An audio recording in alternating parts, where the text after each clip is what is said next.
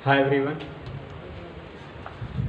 आज हम civil engineering second semester का सब्जेक्ट अप्लाइड मैकेनिक्स यही टॉपिक हम पढ़ेंगे।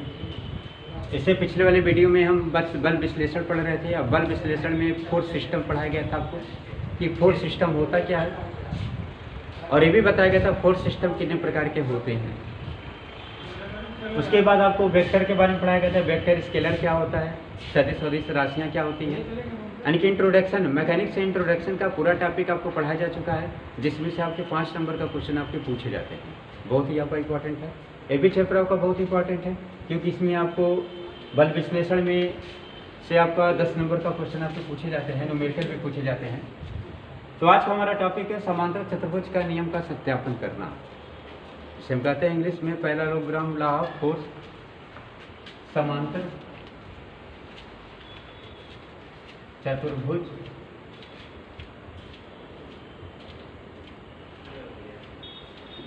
के नियम का सत्यापन करना। देखिए, समांतर चतुर्भुज का नियम होता क्या है? यह बेसिकली चतुर्भुज का नियम होता है, उसी के नियम पे आपका आधारित है, जिसे हम कहते हैं समांतर चतुर्भुज। इसका डिफिनेशन ये दे सकते हैं कि यदि किसी पिंड पर या किसी बिंदु पर कोई दो बल लगा हो, P बल और Q बल, यह दोनों बल किसी कोणीय बिंदु पे लगे हैं। कहाँ लगे हो? आपके कोणीय बिंदु पर। मान लें कि यह दोनों बल आपके किसी कोणीय बिंदु पे लगा हुआ है।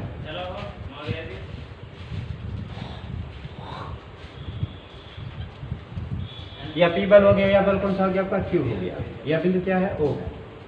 यह दोनों बल किस पे लगे हैं? किसी थीटा कोण पे लगा हुआ है, थीटा एंगल पे आपका लगा हुआ है। इस P के समांतर हम एक रेखा खींचेंगे P की, और इस Q के समांतर एक रेखा खींचेंगे Q के।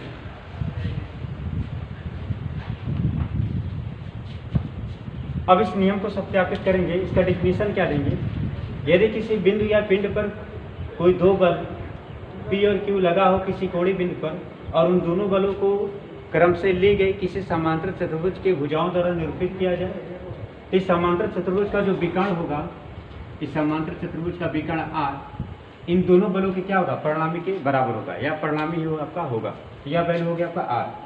अब नियम को सिद्ध करने के लिए हम इस बिंदु O और यह बिंदु मान लीजिए A है, यह बिंदु मान लीजिए B है, यह बिंदु मान लीजिए C है। इस रेखा को हम आगे बढ़ाते हैं, P वाली रेखा को आगे बढ़ाएंगे और इस पर क्या करेंगे कि लंब डालेंगे। यह एक हम लंब डालेंगे। यह कोण पूरा थीटा बन रहा है, P और Q के बीच का कोण कितना एंगल बना है? थीटा। तो यह भी या P बल होगा या Q बल होगा, इसके बीच का कोण बनेगा आपका थीटा। कितना कोण बनेगा आपका? थीटा। और यह कोण होगा आपका 90 डिग्री का। यह जो एंगल बनेगा यह 90 डिग्री का होगा। इस नियम को सिद्ध करने के लिए सबसे पहले हम त्रिभुज OBD में जाएंगे। या मान लेते हैं बिंदु D है, त्रिभुज OBD में पाइथागोरस प्रमेय से तो लिखेंगे कर्ण का वर्ग। पाइथागोरस प्रमेय होता है कर्ण का वर्ग बराबर लंब का वर्ग धन आधार का वर्ग। तो कर्ण का वर्ग कितना है? OB है। लंब का वर्ग कितना होगा? आपका BD होगा। और आधार जो होगा आपका O से D तक होगा, OD का स्क्वायर। अब यहां लिखा जा सकता है कि OB स्क्वायर बराबर BD स्क्वायर। O से D को दो भागों में बांट लीजिए, एक है आपका OA और OA plus AD। OA plus AD को कहेंगे हम OD, यानी कि OD बराबर कह सकते हैं OA प्लस AD। और OA पे कौन सा बल लगा? P बल लगा, और AD पर भी हम ज्ञात करेंगे। तो लिखेंगे OA प्लस AD का होल स्क्वायर।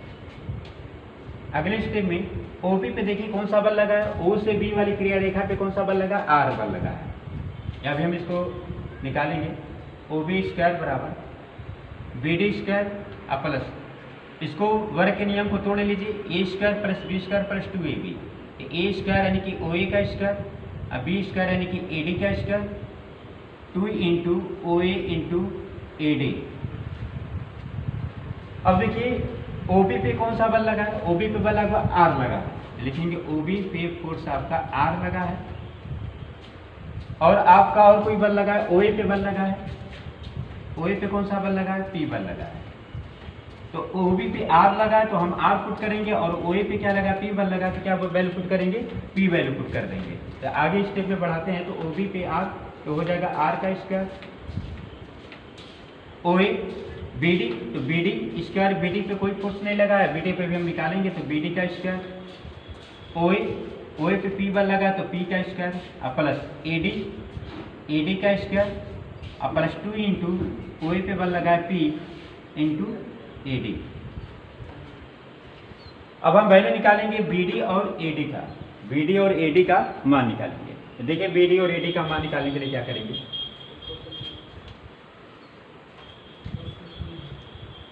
अब हम लेंगे त्रिभुज, इस त्रिभुज में आएंगे, त्रिभुज ABD में, त्रिभुज ABD में हम दो रूल लगाएंगे, ज्या और कोज्या, साइन और कॉस। लिखेंगे साइन थीटा बराबर, तो साइन थीटा बराबर क्या होगा, लंब बटे कर्ण, लंब आपका यह है और कर्ण आपका यह है, तो लंब कितना आपका है, BD है, यह आपका लंब है। इस त्रिभुज में, त्रिभुज ABD में यह आपका लंब है, यह कर्ण है, यह क्या होगा आपका आधार हो जाएगा। तो BD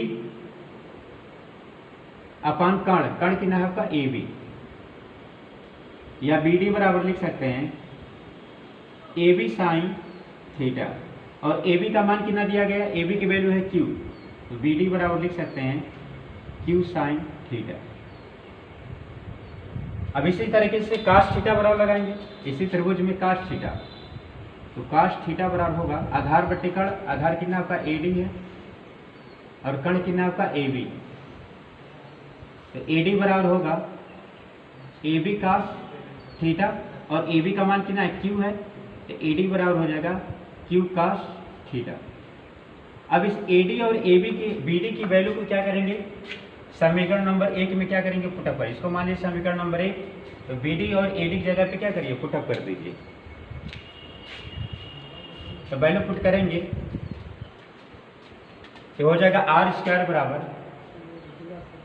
बराबर BD है Q sine theta, Q sine theta का square plus P square plus AD है Q cos theta, cos theta का square plus 2 into P into AD बराबर कितना है Q cos theta, Q cos theta. अब यह वैल्यू पुट कर दी है, अब इसको निकाल लीजिए, वैल्यू R स्क्वायर बराबर होगा, देखिए यहाँ पे Q साइन थीटा का स्क्वायर है, यहाँ Q काश थीटा का स्क्वायर है, इसको लिख सकते हैं Q square sine square theta और प्लस P स्क्वायर और plus Q square cos square theta और plus 2 into P into Q into cos theta. यहाँ देखिए Q स्क्वायर है, यहाँ भी Q स्क्वायर, इसको कॉमन ले लीजिए, तो R स्क्वायर बराबर होगा, अगर Q स्क्वायर कॉमन ले लें तो अंदर बचेगा साइन स्क्वायर थीटा प्लस काश स्क्वायर थीटा, और प्लस क्या होगा P स्क्वायर, और प्लस हो जाएगा 2PQ cos theta plus 2PQ cos theta. अब आप जानते हैं ट्रिग्नोमेट्री के नियम से साइन स्क्वायर थीटा प्लस काश स्क्वायर थीटा की वैल्यू कितनी होती है, 1 होती है, तो R स्क्वायर बराबर होगा Q स्क्वायर गुणे 1 और plus P square plus 2PQ cos theta. अगर इसे सिस्टमैटिक ढंग से लिखा जा सकता है R स्क्वायर बराबर होगा P square plus Q square plus 2PQ cos theta, इतना लिख सकते हैं। या R बराबर लिखेंगे तो R बराबर हो जाएगा under root P square plus Q square plus 2PQ cos theta. यह हो गया आपका समांतर चतुर्भुज के परिणामी का मान R की वैल्यू ज्ञात करने के लिए। अगर हमें R की वैल्यू फाइंड करनी हो तो P की वैल्यू, अगर Q की वैल्यू दिया रहेगा तो हम आसानी से क्या कर सकते हैं, फाइंड कर सकते हैं। अब देखिए जो परिणामी होता है उस परिणामी की एक दिशा भी होती है, डायरेक्शन होता है कि वह परिणामी किस डायरेक्शन में लग रहा है। जैसे मान लेते हैं कि किसी बिंदु पे 2 बल आप लगा लीजिए, मान लेते हैं या कोई आपका बल इस बिंदु पे लगा, एक बल आपका इधर लगा, एक बल इधर लगा, तो मान लेते हैं या 10 न्यूटन का बल लगा या 20 न्यूटन का बल लगा, तो ये 10 और 20 न्यूटन का जो बल लगा है उसका परिणामी होगा। तो वह परिणामी कहाँ काम करेगा, वह 10 न्यूटन की तरफ काम करेगा कि 20 न्यूटन की तरफ काम करेगा। तो हमें निकालना पड़ेगा डायरेक्शन। तो डायरेक्शन निकालने के लिए हम परिणामी से हम कुछ एंगल मान लेंगे इस परिणामी का P से जो कोण बन रहा है वह अल्फा कोण बन रहा है। कितना कोण बन रहा है, अल्फा। और Q से जो परिणामी का कोण बन रहा है वह कोण कितना बन रहा है, आपका बीटा। वह कोण क्या है, बीटा। तो यह आपका अल्फा हो गया या क्या हो गया, आपका बीटा। तो निकालेंगे डायरेक्शन, दिशा। तो दिशा ज्ञात करेंगे, परिणामी की दिशा, परिणामी की दिशा। देखिए परिणामी की दिशा निकालेंगे तो हम लेंगे त्रिभुज ओ बी डी में, त्रिभुज ओ बी डी में लगाएंगे tan अल्फा। tan अल्फा बराबर होगा tan थीटा होता है लंब बटे आधार। तो tan अल्फा क्या होगा, लंब बटे आधार। तो लंब कितना होता है, बी से डी है, बी डी। आधार कितना है, ओ से डी है, ओ से डी। यह लिख सकते हैं tan अल्फा बराबर बी से डी की वैल्यू आप निकाले हैं, जो बी डी की जो वैल्यू निकली है वह क्यू साइन थीटा निकला है। अब बटे ओ डी को लिख सकते हैं, ओ डी को लिखेंगे O A plus A D, O A plus A D. और ए डी की वैल्यू निकाले हैं, ए डी की वैल्यू कितना निकाले हैं, क्यू कास थीटा निकाले हैं।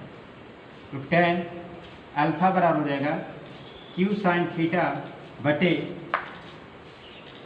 P प्लस ओ पे कौन सा बल लगा है, P लगा है, और ए डी पे लगा है P plus Q cos theta.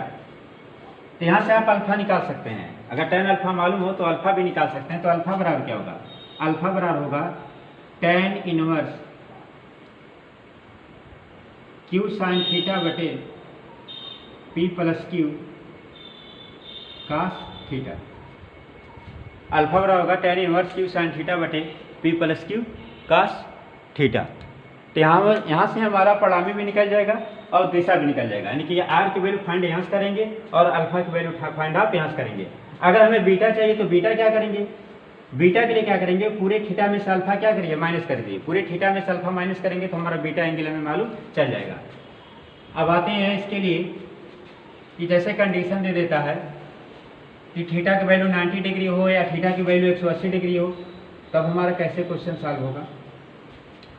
अभी आपने पढ़ा है कि आर स्क्वायर बराबर होता है P square plus Q square plus 2pq cos theta. First case लेते हैं, थीटा बराबर अगर 90 डिग्री हो, थीटा बराबर कितना डिग्री हो, 90 डिग्री हो। अगर थीटा यानी कि जो दोनों बल लगा हुआ है या जो बिंदु O पर एक बल P लगा है और एक बल Q लगा है, अगर इनके बीच का कोण 90 डिग्री हो जाए तब परिणामी की वैल्यू कितनी होगी। तो थीटा बराबर 90 डिग्री रखेंगे तो कास 90 का मान कितना हो जाएगा, आपका 0 हो जाएगा। लिखेंगे आर स्क्वायर बराबर P square plus Q square plus 2pq कास 90 डिग्री। कास 90 डिग्री की वैल्यू 0, तो पूरा वैल्यू 0 हो जाएगा। तो आर स्क्वायर और क्या होगा, P square plus Q square. अगर यही हमारा थीटा अगर 0 डिग्री हो, अगर थीटा हमारा 0 डिग्री है, 0 डिग्री हो तो सेकेंड केस बनता है आर स्क्वायर बराबर P square plus Q square plus 2pq कास 0 डिग्री। कास 0 डिग्री की वैल्यू कितनी होगी, आपकी 1 होगी। तो लिख सकते हैं P square plus Q square plus 2pq, और इसको लिखा जा सकता है आर स्क्वायर बराबर पी प्लस क्यू का होल स्क्वायर, या स्क्वायर स्क्वायर कटेगा तो आर बराबर हो जाएगा पी प्लस क्यू। तो इस वैल्यू को कहते हैं अधिकतम, इस वैल्यू को कहा जाता है अधिकतम। न्यूनतम कब होगा, आपका परिणामी का मान न्यूनतम कब होगा, अगर थीटा बराबर 180 डिग्री रखा जाए, थीटा बराबर 180 डिग्री, तो आर स्क्वायर बराबर होगा P square plus Q square plus 2pq कास 180 डिग्री, तो कास 180 डिग्री को तोड़ लीजिए, तो आर स्क्वायर और होगा P square plus Q square plus 2pq। लिख सकते हैं कास 90 डिग्री प्लस 90, तो कास 90 प्लस थीटा बराबर क्या होता है, साइन थीटा होगा, लेकिन माइनस में होगा। किस में होगा, माइनस में। तो आर स्क्वायर बराबर होगा पी स्क्वायर और प्लस क्यू स्क्वायर, और जब माइनस साइन थीटा होगा तो माइनस आगे आ जाएगा, तो यह माइनस हो जाएगा। और माइनस साइन थीटा, थीटा कितना दिया 90 डिग्री, तो माइनस 2pq साइन 90 डिग्री, और साइन 90 डिग्री की वैल्यू कितनी होती है 1, तो लिखेंगे आर स्क्वायर बराबर होगा पी स्क्वायर और प्लस क्यू स्क्वायर और माइनस 2pq। इसको अगले लाइन में लिख सकते हैं, आर बराबर होगा पी माइनस क्यू का होल स्क्वायर, आर स्क्वायर होगा पी माइनस क्यू का होल स्क्वायर। अगर स्क्वायर से स्क्वायर कट जाए तो हमारा आर बराबर होगा आपका पी माइनस क्यू। आर बराबर कितना हो जाएगा आपका, आर बराबर होगा पी माइनस क्यू, या पी माइनस क्यू न्यूनतम मान होगा, या क्या होगा न्यूनतम। यानी कि जब थीटा आपका 0 डिग्री हो तो आर मैक्सिमम होगा, जब थीटा आपका 180 डिग्री हो तो आर क्या होगा आपका न्यूनतम होगा। अब एक न्यूमेरिकल देखते हैं।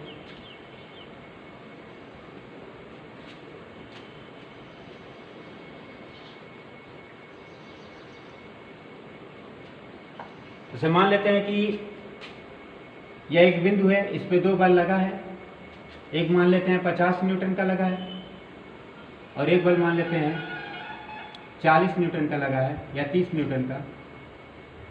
बीच का एंगल थीटा दिया है 60 डिग्री, तो कहा गया है कि इसमें परिणामी का मान और दिशा बताइए। तो देखिए यह वैल्यू 50 न्यूटन का लगा या 30 न्यूटन का लगा है। तो यह जो विधि है आपका समांतर चतुर्भुज का नियम का सत्यापन करने के लिए 2 मेथड होता है, एक गणितीय विधि होता है, ग्राफिकल मेथड होता है।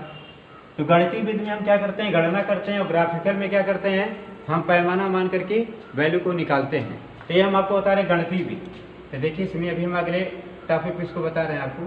तो थीटा दिया आपका 60 डिग्री, पी बराबर कितना दिया 50 न्यूटन और क्यू बराबर दिया आपका 30 न्यूटन। लिखेंगे आर स्क्वायर बराबर होगा P square plus Q square और प्लस 2pq कास थीटा। तो आर स्क्वायर बराबर होगा, पी की वैल्यू 50 है तो 50 का स्क्वायर, क्यू का मान 30 है तो 30 का स्क्वायर, 2 गुणे 50 गुणे 30 गुणे कास 60 डिग्री। आप जानते हैं कास 60 अंश का मान कितना होता है आपका 1/2। तो आर स्क्वायर बराबर होगा 50 का वर्ग करेंगे तो 2500 और 30 का वर्ग करेंगे तो 900। 2 गुणे 50 गुणे 30, कास 60 का मान 1/2 काट दीजिए 15। अगली स्टेप होगा आर स्क्वायर बराबर 2500 और प्लस 900 और प्लस 15 × 5 = 75 दूनी 150, 1 0 और 1500। इनको ऐड करके आर की वैल्यू क्या करेंगे, गणना कर लेंगे। आर का मान आप फाइंड कर लेंगे कैलकुलेट करके, इसमें आएगा आपका न्यूटन में आ जाएगा। अब वैल्यू निकालते हैं अल्फा का, tan अल्फा का। tan आइए tan अल्फा का फार्मूला लगाएंगे।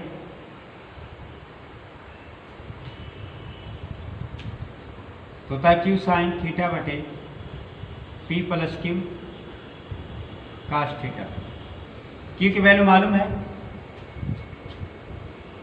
क्यू की वैल्यू कितना दिया गया आपका 30 न्यूटन। tan अल्फा बराबर होगा 20 साइन थीटा का मान 60 डिग्री है अपॉन पी की वैल्यू 50 न्यूटन है, 50 दिया गया आपका, प्लस क्यू का मान 30 है कास 60 डिग्री। tan अल्फा बराबर 30 गुणे साइन 60 का मान √3/2, 50 प्लस 30 गुणे कास 60 अंश का मान 1/2। इसको फाइंड करिए, क्या हो जाएगा आपका 15 √3 अपॉन, इसको काटेंगे तो आप 15 हो जाएगा, 50 × 7 = 5 65। यानी कि tan अल्फा बराबर हमें मिलेगा 15 √3 अपॉन 65। अब यहाँ से आप अल्फा निकाल लीजिए, कैलकुलेट करके क्या करेंगे अल्फा का मान निकालेंगे, कितना पॉइंट हमारा हो रहा है अल्फा का मान। यहाँ से आपका दिशा मालूम चल जाएगा और यहाँ से आपका परिणामी का मान आपका मालूम चल जाएगा। यह हो गया आपका गणितीय विधि। अगर हमें इसे ग्राफिकल विधि से निकालना हो, ग्राफिकल मेथड से, अभी जो हम आपको बताए हैं इसको हम ग्राफिकल मेथड से भी निकाल सकते हैं कि ये आपका 30 न्यूटन का बल लगा, एक का बल आपका 50 न्यूटन का बल लगा। किसमें हमें प्रैक्टिकली यानी कि प्रैक्टिकली में हमें ग्राफिकल मेथड का प्रयोग करना पड़ता है। ग्राफिकल विधि ऐसे कहते हैं, लेखाचित्री विधि कहते हैं, लेखाचित्री विधि भी कहा जाता है हिंदी में। देखिए ये 50 न्यूटन का बल लगा हुआ हो और क्यू आपका 30 न्यूटन का बल लगा है, इसको क्या करेंगे हम पैमाना मानेंगे। देखेंगे माना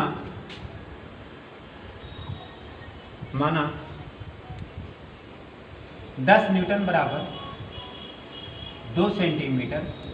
तो P की वैल्यू कितनी दी गई है? 50 न्यूटन। P का मान दिया है 50 न्यूटन। तो 50 न्यूटन बराबर हो जाएगा 10 न्यूटन बराबर 2 सेंटीमीटर। तो 10 बच्चे 50, तो 5 दूनी 10, यानी कि कितना सेंटीमीटर होगा? 10 सेंटीमीटर। हमें क्या निकालना? परिणामी और उसका दिशा निकालना। तो देखिए यह जो आपका P वाली जो रेखा जाएगी, तो P वाली कितनी रेखा जाएगी? 10 सेंटीमीटर, यानी कि हम 10 सेंटीमीटर एक रेखा खींचेंगे। तो यह बल कितने को डिनोट करेगी? यह बल आपका 10 सेंटीमीटर, क्योंकि पैमाना माने। इसी प्रकार Q की वैल्यू दिया गया आपका 30 न्यूटन। तो 30 न्यूटन के लिए कितना हो जाएगा आपका? 10 न्यूटन बराबर 2 सेंटीमीटर, 10 × 30, 3 दूनी 6 सेंटीमीटर। कितना हो जाएगा? 6 सेंटीमीटर। यह वाली रेखा हो जाएगी आपकी 6 सेंटीमीटर, 6 सेंटीमीटर। यह बिंदु क्या है? O है। इनके बीच का एंगल कितना है आपका? 60 डिग्री। तो 60 डिग्री हमें एंगल लेके चलेंगे। अब इस रेखा के समांतर यह रेखा खींचेंगे, कितना लंबा खींचेंगे? 10 सेंटीमीटर। और इस रेखा के समांतर यह रेखा खींचेंगे, कितना लंबा खींचेंगे? 6 सेंटीमीटर। यानी कि यह भी रेखा कितना सेंटीमीटर होगा आपका? 6 सेंटीमीटर होगा। यह भी रेखा होगा आपका 10 सेंटीमीटर होगा। अब क्या करेंगे कि इस बिंदु से, यह बिंदु O है, यह बिंदु मान लेते हैं O A, यह बिंदु मान लेते हैं B है, यह बिंदु आपका C है। अब O से B को क्या करेंगे? विकर्ण, यह विकर्ण वाली रेखा है, इसको ले जाएंगे सीधे हम क्या करेंगे? इसी से हम मिला देंगे, मिलाएंगे। तो जो OB होगा, OB को क्या करेंगे? नाप लेंगे। किसे नापेंगे? स्केल से। आप स्केल से OB को नाप लेंगे और पैमाने के हिसाब से निकाल देंगे कि कितनी वैल्यू हमारी आ रही है। जैसे मान लेते हैं OB की वैल्यू मान लेते हैं आ जाता है 100 न्यूटन, मान लें, या 100 न्यूटन ना मानिए, OB की वैल्यू मान लें, जो OB आपका आ रहा है मान लेते हैं 20 सेंटीमीटर आ गया। OB को नापे हैं, कितना सेंटीमीटर आ गया आपका? 20 सेंटीमीटर। तो OB ही तो परिणामी को आपका शो कर रहा है, तो 20 सेंटीमीटर आया है। अब इसको क्या कन्वर्ट करेंगे? किस में कन्वर्ट करेंगे? न्यूटन में। तो आप पैमाना माने 10 न्यूटन बराबर 2 सेंटीमीटर। तो 20 सेंटीमीटर के लिए कितना न्यूटन हो जाएगा आपका? वैल्यू को आप निकाल लीजिए। तो 20 सेंटीमीटर यहाँ करेंगे तो कितने का गुणा करेंगे? तो अगर यहाँ हम 10 का गुणा करेंगे तो यहाँ भी हमें 10 का गुणा करना पड़ेगा। तो 10 × 2 तो 20 सेंटीमीटर हो गया, और 10 दाम में 100, यानी कि यह कितने बल को शो करेगा? 100 न्यूटन के बल को। किसको शो करेगा? 100 न्यूटन, यानी कि परिणामी होगा हमारा 100 न्यूटन का। यह एग्जाम्पल के तौर पर लिया गया आपका। अब हमें दिशा निकालनी है, तो दिशा निकालने के लिए अब चांदा लीजिए, और चांदे से यह जो परिणामी जो गया है, इस परिणामी का P से यह कोण नाप लीजिए। यह जो कोण नापेंगे, यह कोण क्या होगा आपका? अल्फा हो जाएगा। क्या हो जाएगा आपका? अल्फा। इसमें कोई भी गणितीय गणना करने की आवश्यकता नहीं पड़ रही है, हम डायरेक्ट क्या करें? ग्राफिकल मेथड से निकाल ले रहे हैं। तो इस विधि का प्रयोग हम प्रैक्टिकल की कार्य में किया जाता है। जब प्रैक्टिकली कार्य किए जाते हैं तब प्रयोग किए जाते हैं। तो चूंकि आपको एग्जामिनेशन में केवल गणितीय विधि का उपयोग करना है, बाकी ग्राफिकल मेथड का उपयोग नहीं करना है। अगला हमारा टॉपिक है बलों के त्रिभुज का नियम। आइए, बलों के त्रिभुज का नियम इसे कहते हैं लॉ ऑफ ट्रायंगल फोर्स। देखिए, बलों के त्रिभुज का नियम शब्द से स्पष्ट है, त्रिभुज का नियम है, यानी कि बलों का ऐसा नियम जिसमें 3 बल लगे हों। कितने बल लगे हों आपके? 3 बल।